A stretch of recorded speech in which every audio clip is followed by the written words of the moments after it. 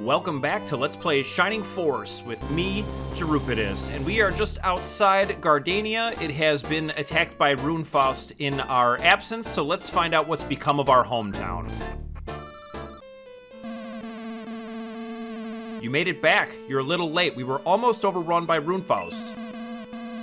We held them off, but we suffered greatly, as you'll see as you wander around. Most of our knights were lost in battle. Many homes were damaged, but we held. We'll keep watch here. Runefaust is bound to attack again, sooner or later. So all those knights at the castle that were wishing for a real fight, they got one. And it was not what they were expecting. So let's talk to everyone and see what happened. Their commander, Kane of Runefaust, evil to the core.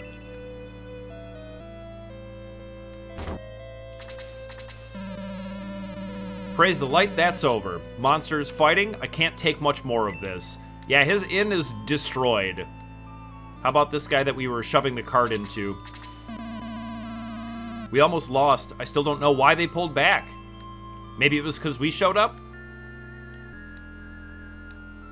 We already searched this bookshelf. Disciplining children, home accounting, and many more books. This was the house where the little girl had the bad dream, where the town burned down. I sent my family away, but I stayed and fought.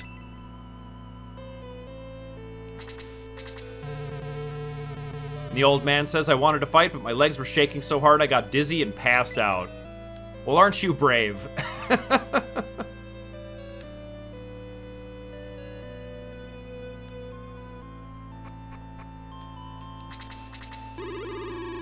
Those beasts, I'll have nightmares forever. And you would. It's worth noting that Runefaust's army is like zombies and Cerberuses. Terrifying creatures. The dog says arf arf, but he's a little less talkative than he was before. Now, something that I want to do right away, before I forget, flapping my lips, is to talk to this guy. And he says, you know, that little fracas made me want to fight again. Srpg, I'm joining up.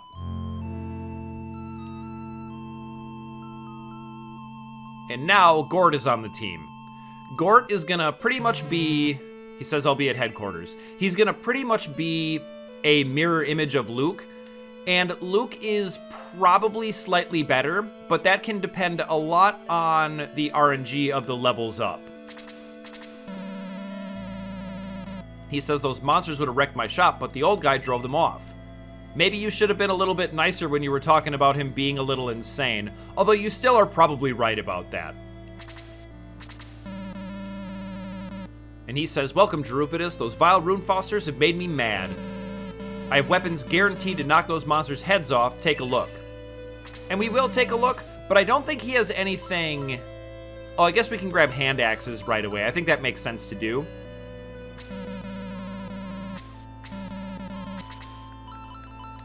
Gort already has one, so we'll give one to Luke.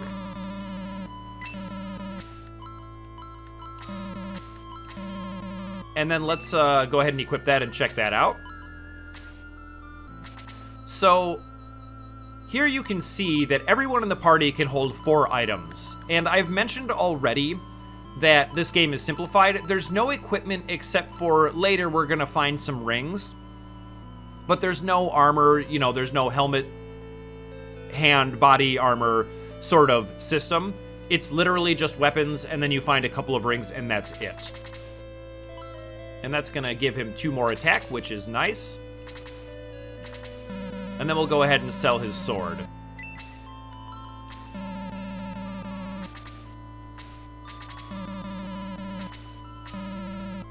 And he says it's mine, all mine. They always say that when you sell something, and I kind of like that. It makes it seem more like you're not kind of abusing shop owners by just selling them things that are worth more money than they could possibly have. They seem excited to have purchased your goods. And I want to look at his selection one more time. But I don't think there's any other upgrades. Yeah, all this stuff is stuff we already have.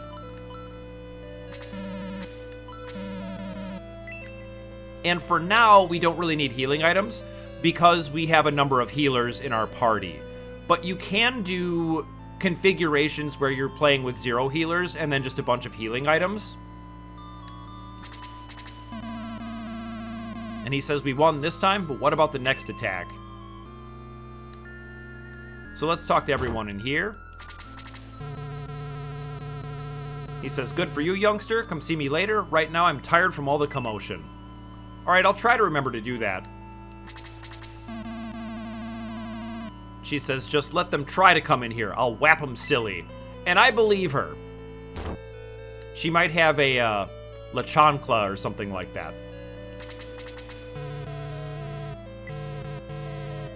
Okay, he doesn't have anything new to say. I just wanted to double check.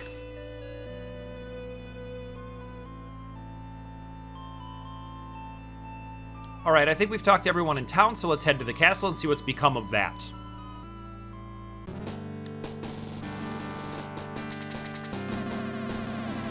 He says, take care, Gerupitus. No place is safe now. Those beasts were everywhere. I keep expecting one to leap at me even now.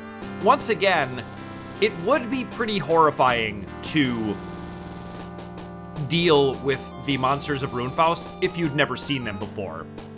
They're nightmarish creatures. Now, it occurs to me that in the first episode we never visited headquarters, so let's check this out. So this is where your whole team resides. And as you can see, we are up to 8 Shining Force members. I guess I'll just call them teammates. Maybe that's not good. Maybe I'll decide on a different way of describing this later. But you can see here, we will end up, once we have a complete team, with 12 people on the battlefield. And they'll all give us little quotes here, so why don't we talk to them? Hans reminds us, please don't put me in front. I can't stand being hit. No, you can't. You get one-shotted all the time. Tao says, I'm eager to try my magic. Let's get out there and toast some monsters. I love her attitude. I'm ready, Gerupitus. You line them up and I'll chop them down. Gort says, let's get going, Gerupitus. Ken says, at last, a chance to become a real knight. Count me in. That makes me kind of sad because he's not going to get the chance to become a real knight. Gong says, if it's healing and fighting you need, I'm your man. I will try my best. And I do believe him that he's doing his best, but he's not really good at either one of those things. Lo says, I'm most useful as a healer, but I'll get in a few good whacks when I have to. I can heal wounds, but please try not to get injured, okay? I'll try not to, but I guarantee that I will. And let's talk to Nova. And he says, well, Gerupitus, are you ready to face the enemy? And let's ask Nova for some advice that he said he would give us. Beware of giant bats. They fly swiftly and fight fiercely. That's it. That's all the advice. If that is all, then go now, for the hordes of Runefaust are still on the attack. We've still got to go get them. However, his advice about bats is not terrible in that bats are kind of nightmarish at this point in the game. But the worst part about them is their seriously good evade. You will miss attacking bats all the time. Now, that's something they fixed in later games, but in this game, it is a serious problem, a serious difficulty. That is a weird asset down there, but whatever. The advisor says, hurry, Gerupitus. Kane of Runefaust has injured the king and Lord Varios. So let's get in there. Varios says, go away, Kane. I don't understand what you're talking about. And Kane says, anyway, the treasure of Guardania is in my hand now. Varios says, I won't let you take that, just leave. Kane says, Sword of Darkness, show me your power. And he screams. And I love that, in parentheses, Varios dies. That's what it means when somebody flashes and disappears. They die. May says, no, father, I can't believe it. I'll...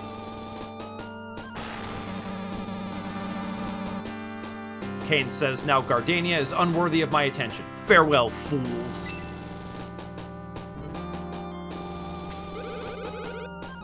May says, Gerupitus, look to the king, but he killed Varios. He killed our mentor. And May's father. The king says, Gerupitus, May, I don't think I'll live much longer, though Varios protected me. Listen, the Gate of the Ancients is the only access to the tower, and the gate can be opened only by the key. You must find it before it falls into the hands of evil. You should never let them open the gate. Find out why Runefaust is interested in the gate. Please. May, daughter of the great Varios, help Gerupitus. Avenge your father, and be strong. And May says, Your Majesty. The king says, please tell my daughter Henri and Manarina to stay strong for her people. And the king died too. Man, this attack was brutal.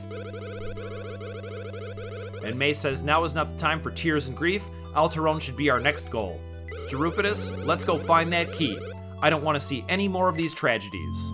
And she joins the Shining Force. So we have yet another night.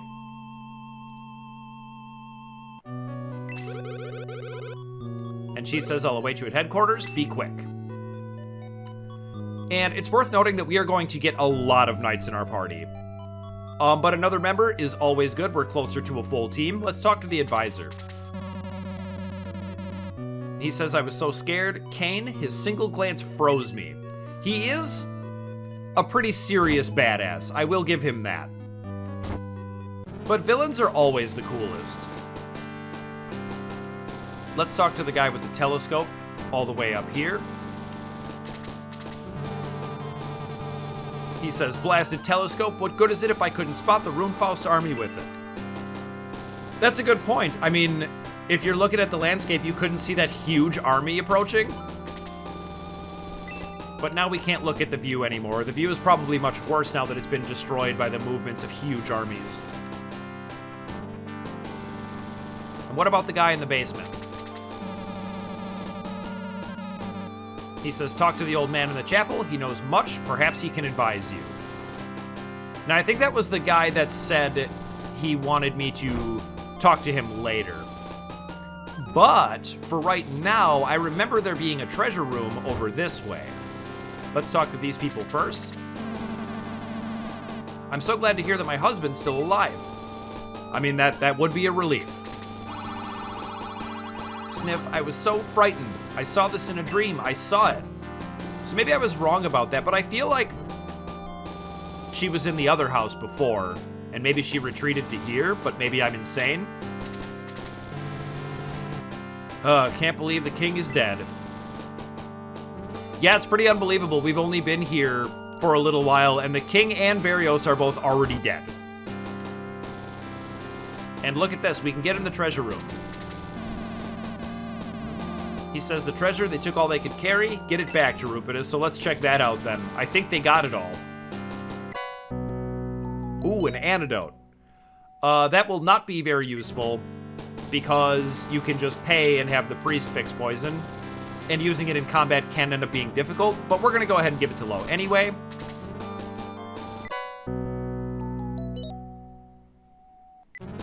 Right, medical herb, that's always nice.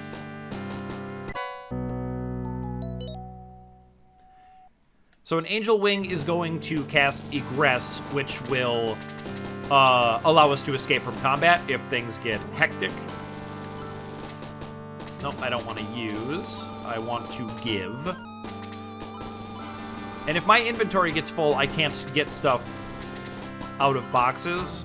So we need to give these to other members of the party, which will sort of give you a look at the inventory management system. So why don't we give the Angel Wing to Tao? Because she's pretty fast. It's pretty likely that she will be able to have an extra turn.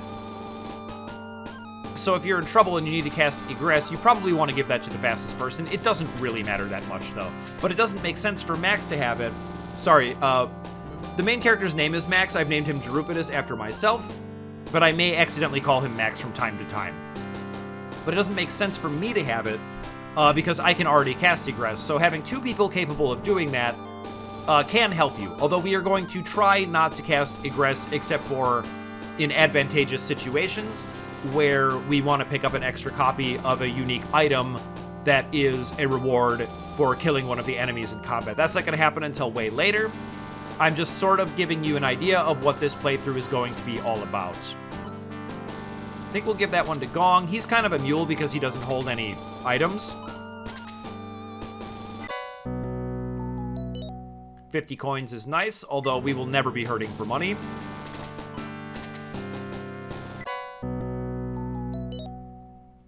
So a defense potion. These are going to be items that permanently increase one of your stats, and I usually just use them all on myself. Not only because I'm selfish, but also because I have to take myself into every combat situation, so my stats being as good as possible is very helpful. Now, it's worth noting that using these before promoting someone means that when you promote them, their stats are going to get reset, so you sort of lose the benefits you've gained from using the items. However, waiting until after you get promoted doesn't really make a ton of sense because you really need the stat boosts for the battles right now if you want to avoid grinding. It's just worth noting that it is kind of a waste, but it's also kind of an unavoidable waste. And a power potion, I will take that as well.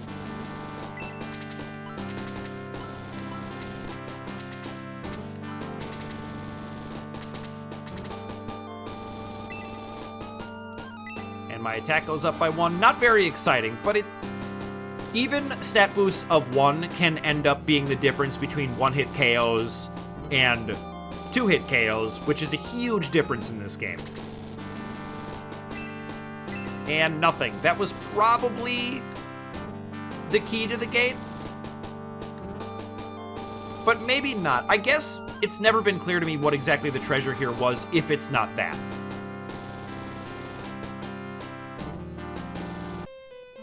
And so with that, we have a new destination in mind that May gave us. Oh, we never talked to May at headquarters. Let's go do that real quick.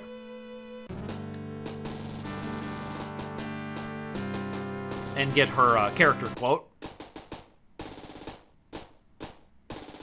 But the team is looking nice and full now. Look at this. 9 people. That's excellent. And she says, "Come, Gerupitus, our vengeance cannot wait." She is out for blood, and I respect that. One thing we're gonna do, this is super not necessary, but it's something that I kind of want to show off about the combat and how excellent and expressive it can be.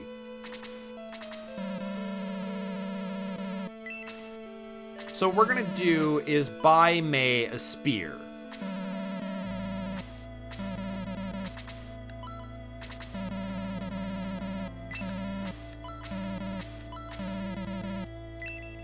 And so let's go to the equip screen. It is worse than her bronze lance, okay? But the bronze lance can only hit in immediately adjacent squares. Now, equipping in combat does not count as an action, so what you can do is if May can't quite reach someone, you can switch to the spear and then have her hit from 2 squares away. And then when she gets up close, you can switch back to the bronze lance and hit a little bit harder. You really don't need to do this. You don't even need to know that. But it is kind of a useful thing that gives you more options with regard to positioning. Now, her sort of archer shot, her 2 square away shot, is going to be only 1 damage, but it's better than doing nothing. So we're going to give her the capability of doing that. Now, with that, let's get out of here and head to our next destination. Oh, did I? Just want to make sure. Oh, let's give the antidote to Low. And you know what? Let's just play it safe. I default, but all I'm good at is buying and selling, he says. Yeah, a likely story. Let's get a couple of medical herbs just to play it a little safe here.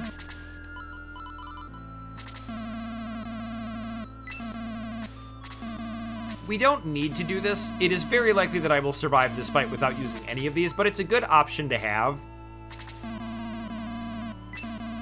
I'm pretty much just going to give 1 to everybody. This way, if I do something stupid and leave someone hanging, if they don't get one-shotted, they can retreat and heal. which can be very useful. And these are really cheap, and our life totals are so low right now that they're pretty much full heals.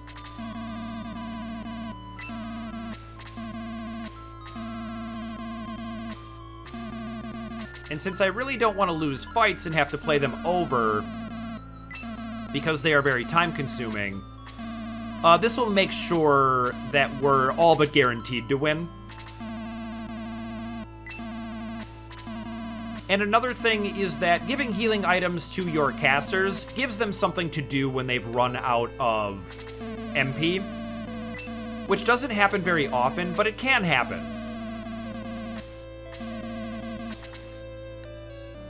Alright, that's everybody. So let's get moving.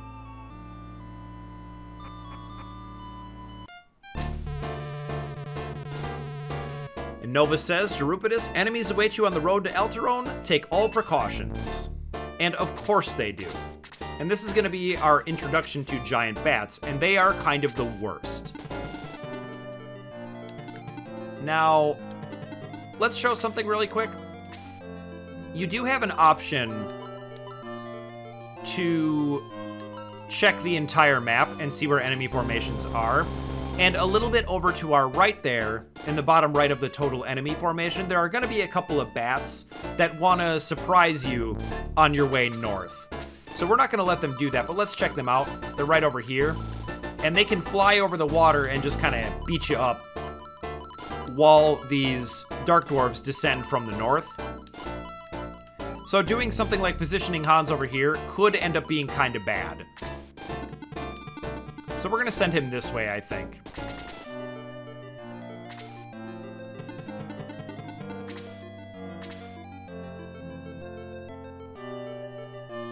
Now, I'm a little worried that if I send May, other units aren't going to be able to reach her. So I think what I want to do is if I put her up here, that may end up precluding a square from someone else. So I think we're going to go ahead and do the equip trick here.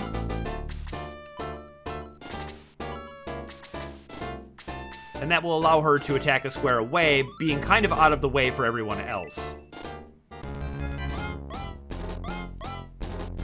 And she misses, of course, because you will just miss these stupid giant bats constantly. It's the worst.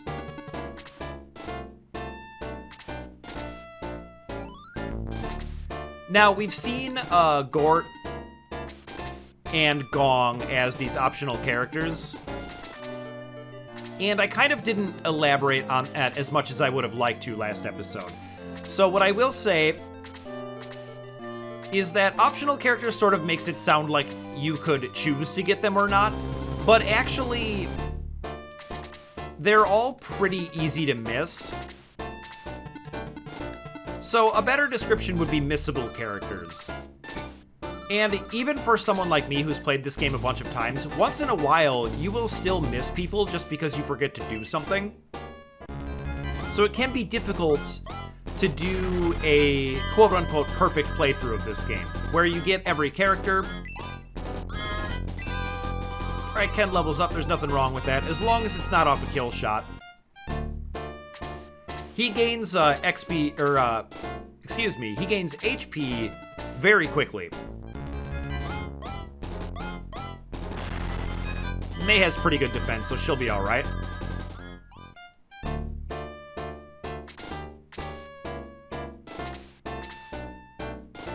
But that leads into something that I wanted to say, which is what kind of playthrough this is. And that is going to be every single optional character I miss, of course, because why wouldn't I? Missing in this game makes you want to jump out the window, I'm telling you. But we're going to get every single optional / missable character. And we're also going to, let's do our equip trick again. Put our bronze lance back on. And hit this bat, hopefully. We're also going to be getting all of the hidden items in the game. There are several items that can only be found in combat. and are not visible on the world map. We'll be collecting all of those, and we'll talk a little bit about each of them when we get them. But I will say this. They are very strange for the most part, and most of them don't do anything. They're just kind of there. But some of them do stuff that's kind of cool. But we'll see that when we get them.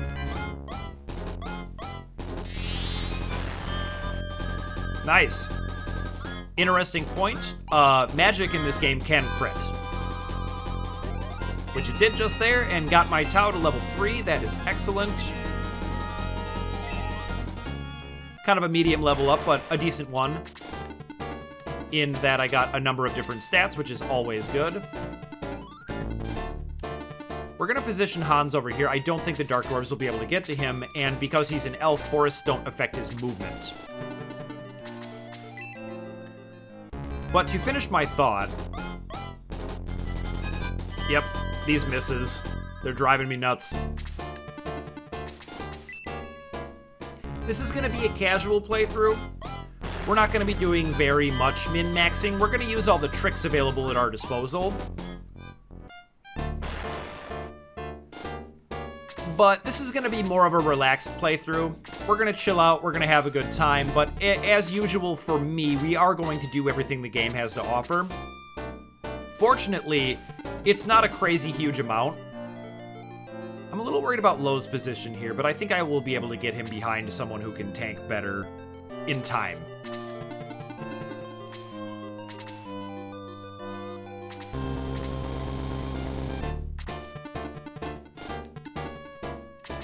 Yeah, I'm pretty tanky at this point, so let's back low up.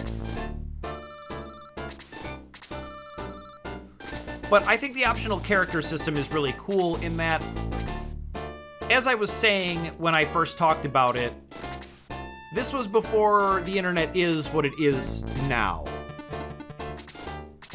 So, through experimentation, through replaying the game, you will sometimes, if you don't already know all of them, find new characters, and I think that's pretty cool. It's a nice way of gaining replay value for a game that might not otherwise have as much as this one actually does. Nice crit from Ken there. I like it.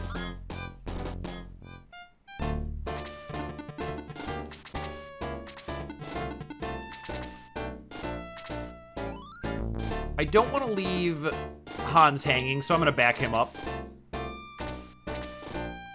It was sort of an ill-advised piece of positioning I did with him at the start there, but it's going to be fine.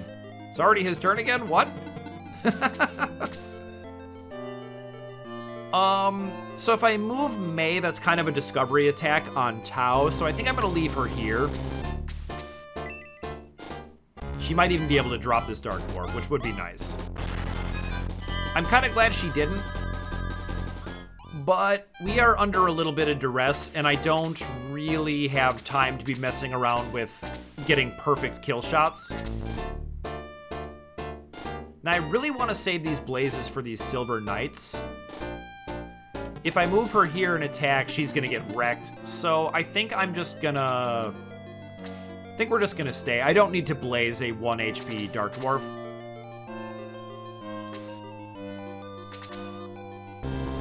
Yeah, we're not going to get hasty. We're going to stay patient and let these guys come to us.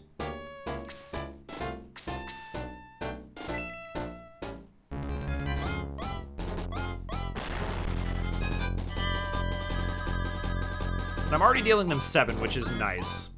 Ooh, level 4. Attack up by 2, speed by 2. Gotta love that. That's a decent level up.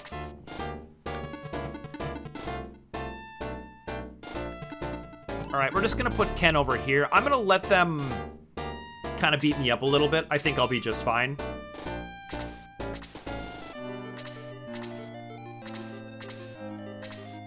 And since we just did a couple of level ups, I think now is a good time to sort of talk about the level progression in this game.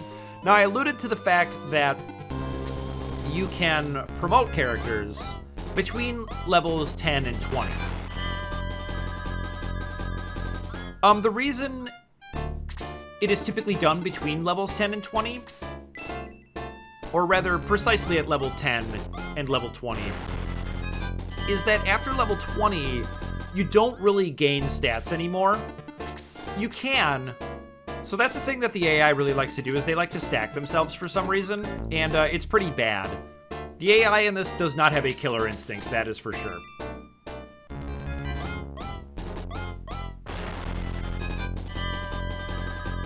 So, you'll want to promote if you've reached level 20 100% of the time. That is a fact. That being said, there are arguments to be made, depending upon how you want to play this game, about whether you'd like to wait until level 20 or do it immediately at level 10. And there are big stat differences depending upon what you choose to do, but it has a lot to do with how you want to play through the game. Obviously, leveling someone in this game to 20 and then promoting them and leveling them to 20 again is very time consuming and does in fact require grinding. Some people enjoy doing that and seeing how highly they can maximize their stats in this game, which is an interesting thing to do. Now, I don't really want to position Ken over here because I feel like that Dark Dwarf is going to hit him. So...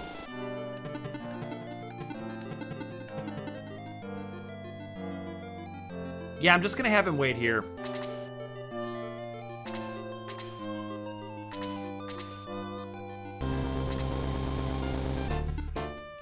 But that sort of thing is one of the cool things to me about this game, where, because it's not very difficult, people come up with their own challenges and their own ways of playing.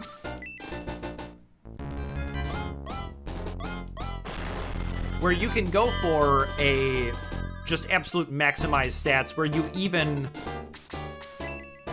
do things like save state the game before levels up. And then if your level up is bad, if you roll bad on your stat boosts, you reload the save and just do it again until you get a more favorable level up. And then you've got a cool save file where all of your characters are at what could reasonably be described as their maximum stats. It would be very difficult to pin down what would be perfect stats, but you can definitely make yourself a save file that has very, very good stats, which is kind of interesting. And I think an entertaining way to play.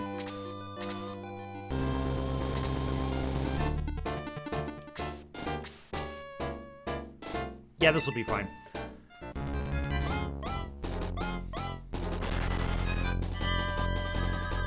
So, with regard to level progression,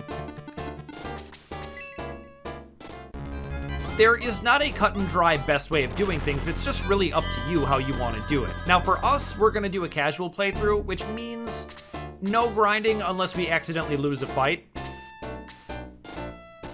So that means we're pretty much going to promote right away at level 10.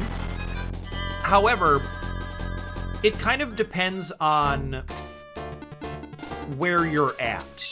So, for example, there are weapons that you can't use unless you're promoted, and you really don't want to wait on those, because the longer you wait to upgrade your equipment, the more ridiculously difficult mid-game fights become, to the point that they're almost unwinnable without just repeating them over and over until you level out of being only able to deal 1 damage to enemies.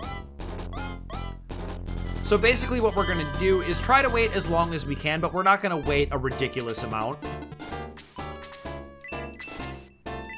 We're just going to cast heal because we have nothing better to do. We are going to want to save some heals for these silver knights up there. It's not going to be easy. They hit very hard. And we still have to contend with 3 bats. Rune knights, I should say. Excuse me.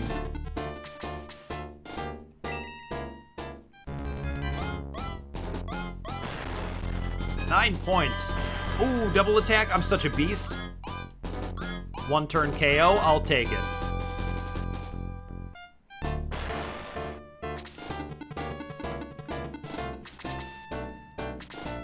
Now, what we're going to try to do is get a couple of those Rune Knights to break formation and come towards us without aggroing all of them. I think it can be done, but I don't actually remember. And we also want these bats to break formation, but if you get them coming at you at the same time, things can get ugly pretty quick. Now, once again, I mentioned before that impatience is your enemy. You really don't want to do something like stick Gort up here. He's just going to get beat up. So we'll do something like that.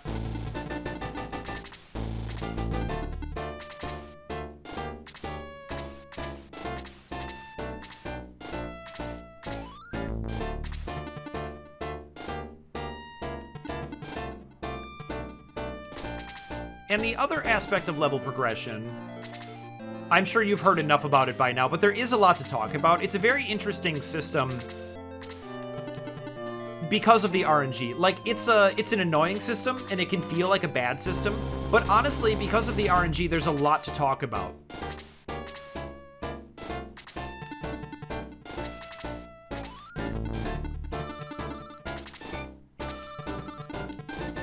So there is basically no definitive tier list for this game because things are so subjective depending upon how you want to do your playthrough. So there are tier lists for people who are, I mean, one of the only objective measures would be like promote at level 20 and then level back to level 20. So something like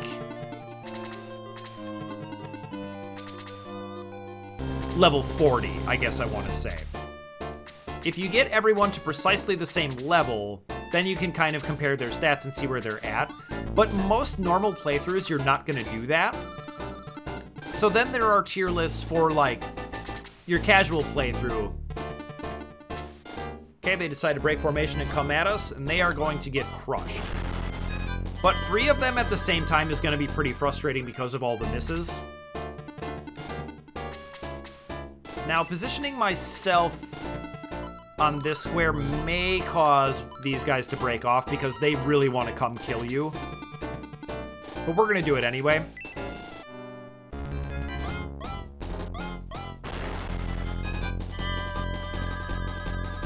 $10 is a good bit of damage. Okay, they didn't seem to break off, so that's nice. And I think I'm just going to drop this thing with the blaze because these guys are so hard to hit.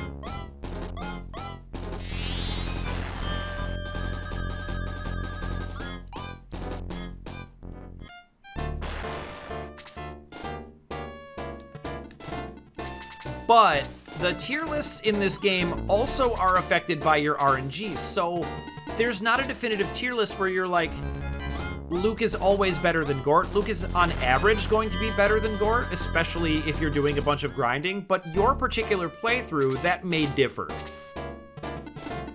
And people still debate what's an optimal final party configuration to this very day.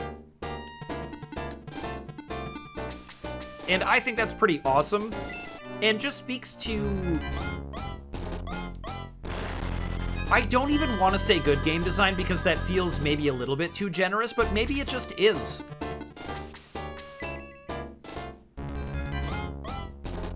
It's definitely very interesting game design, and it would be infinitely less interesting if there was just a definitive tier list. This is just exactly what you do every time to be optimal.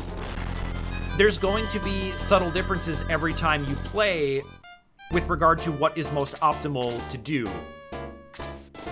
Alright, so I need to kind of get in formation to be ready for these Rune Knights, so I think I'm going to come over here with Luke.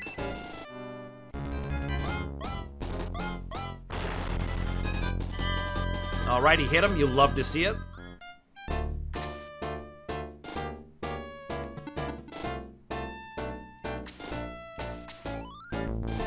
Low will never deal this thing 3, so this is a bad idea. Let's just, put him over here. Yeah, I need to drop these bats this turn, so let's do it.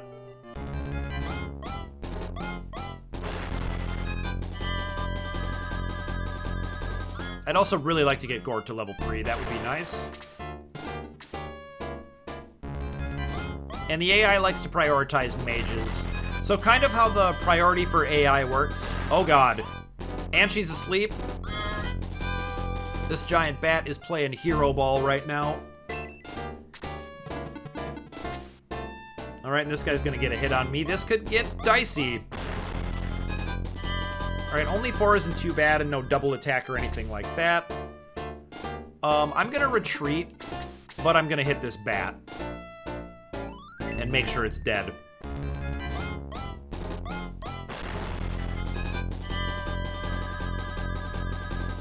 I'm up to level 5 already. That's awesome.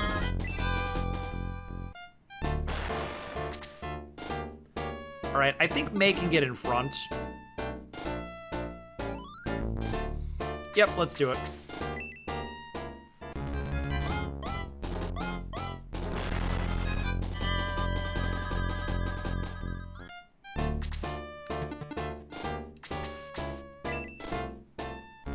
Man, Ken already has 15 HP? That's crazy. He will be well into the 20s before anyone else even gets close to 20. Let's go ahead and cast a heal on me. Make sure we don't lose this fight like a bunch of idiots.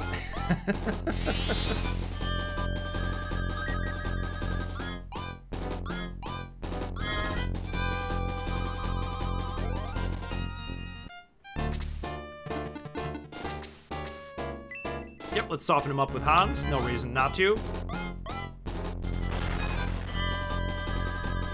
And now a hit from Gort or Luke should take him out.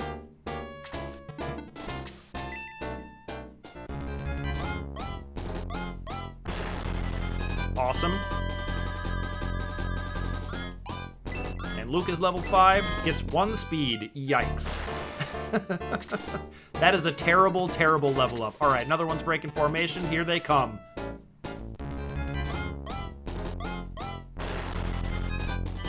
But basically, you just need to make sure they're not getting multiple turns beating on you.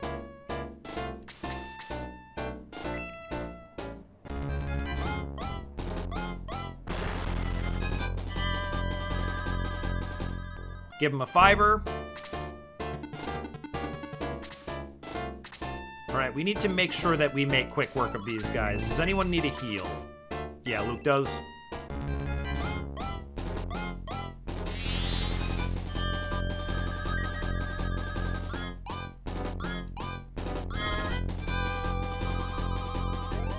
And there you can kind of see what I'm talking about, where our healers are only getting between 10 and 13. You get a little bit of extra XP if you heal something beyond like 10 HP. I mean, I've got 19 hit points and I'm level 5. I could realistically get in there, but I think I'll just hang out in the back and kind of try and surprise him. I'm nervous about placing Hans here, so why don't we just put him here? But he does need to attack this turn.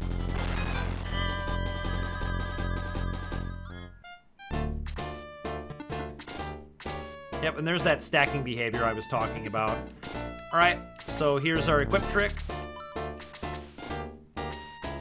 She is not going to deal 5 with this thing, but that's okay.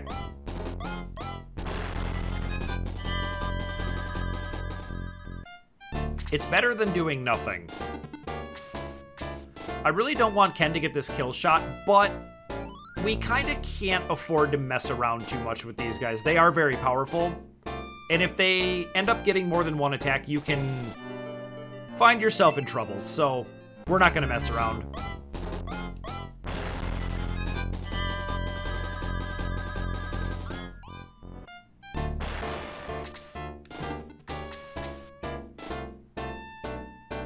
Yep, let's hit him.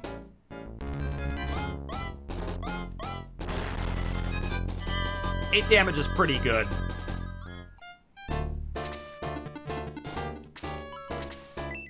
Let's drop a blaze on him. I think that'll kill him. And then he will have not gotten an attack, which is sweet.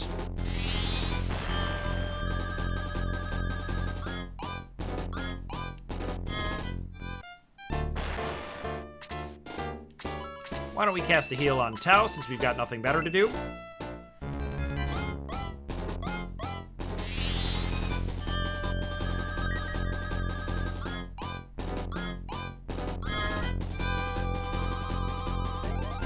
17, that's actually kind of a lot.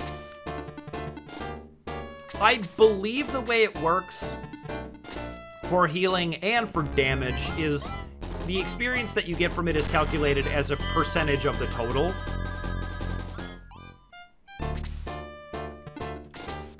So for enemies with very large life bars, like bosses for example, you end up getting a lot less experience for the same amount of damage. So it's not directly tied to the damage, it can't be. Defense by 2, speed by 1, hit points by 2, that's a reasonable level up. And you see that they're going to stack instead of hitting Gort there, which would have been much more optimal.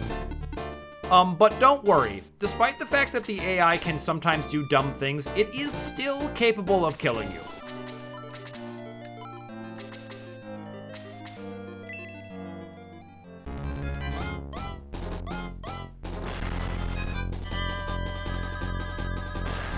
Wow, way to go, May.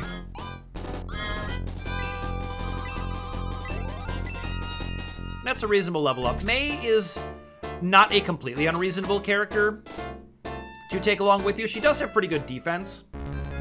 But I find that all of the knight characters are, A, because you get so many of them, they're kind of uninteresting. And B, they're all gonna be kind of medium except for a couple of them. But I tend to like other character classes a little bit more. And we've lined them up, and Luke is going to chop them down.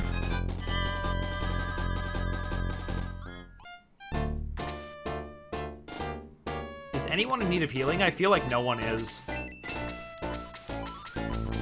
Yeah, we're doing great.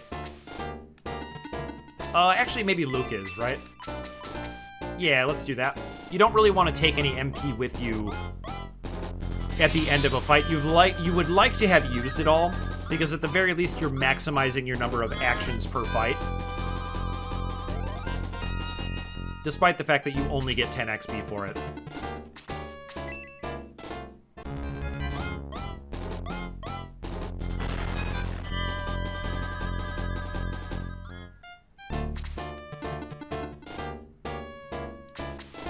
Yeah, you know what? I want to just win.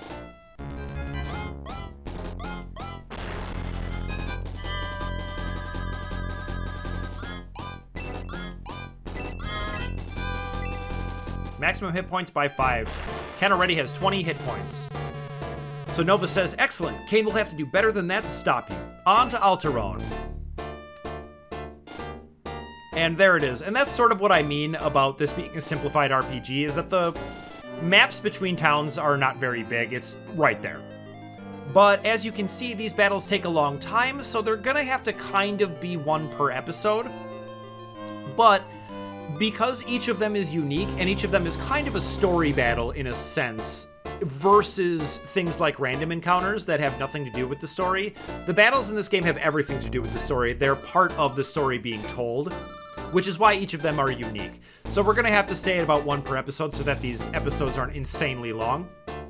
So we are going to go onward to Alterone, but that's going to have to wait until next time because I'm all out of time for today. So thank you so much for watching, and I'll see you in the next video.